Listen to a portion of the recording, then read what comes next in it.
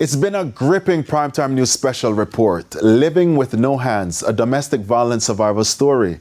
Krista Campbell has been chronicling a Hanover woman's life after an attack from an ex-partner that almost claimed her life, and joins us now in studio for the final part. Krista? Thanks so much, Anthony. So we've seen Justine Green write beautifully with no hands. She does every household chore you can think of and even carries a bucket of water. But there are challenges.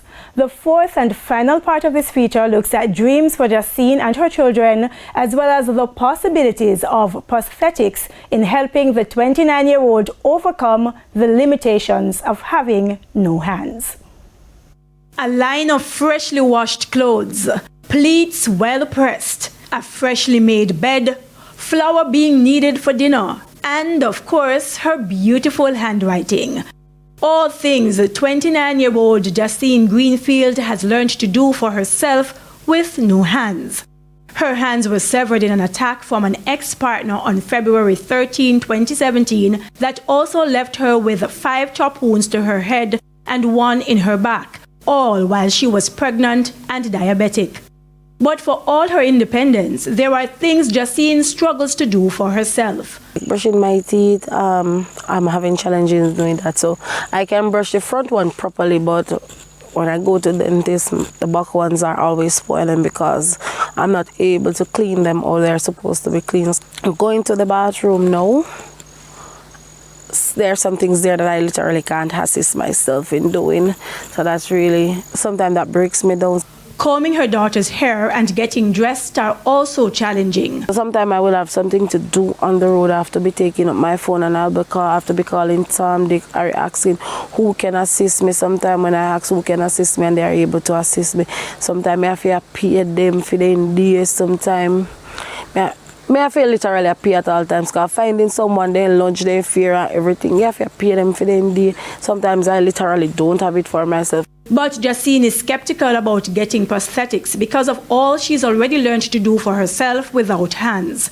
Winfield Boban is CEO of Surgix Prosthetic Clinic at the Sir John Golding Rehab Center in August Town, St. Andrew. He remembers meeting Justine shortly after her attack 9 years ago. She really needs a prosthesis to be fully functional.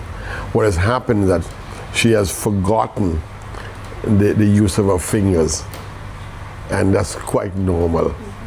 So we would have to retrain her now so that she can remember what her fingers did and the rest of her arms. He explains that the modern prosthetics his company makes are controlled by an app on each client's mobile phone, and the devices that we would provide would allow her each finger to function independently. So she would have all of the grips and stuff like that, and it would be an extension of the hand that she normally had. And so she can get to the hard to reach places. She can hold a toothbrush, she can hold a towel, she can hold some soap, she can put some lotion on.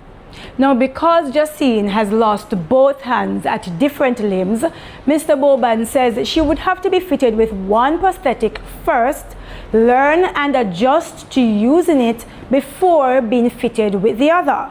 And the cost for prosthetic hands is 1.5 times more than prosthetic legs. And the average cost for prosthetic legs? It's about $500,000.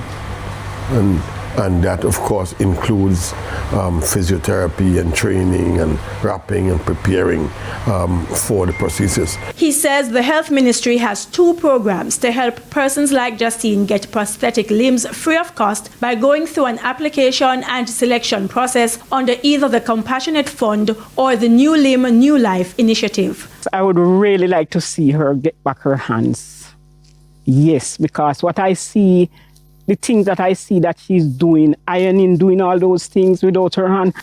Justine believes the lack of hands is the reason she has not been able to be re-employed for 3 years now. In January of this year, I tried to apply for a job where I go there and got interviewed, sitting and waiting for a call, which just told me that they would call me because I did well in my interview and so forth, and haven't still gotten a call right now.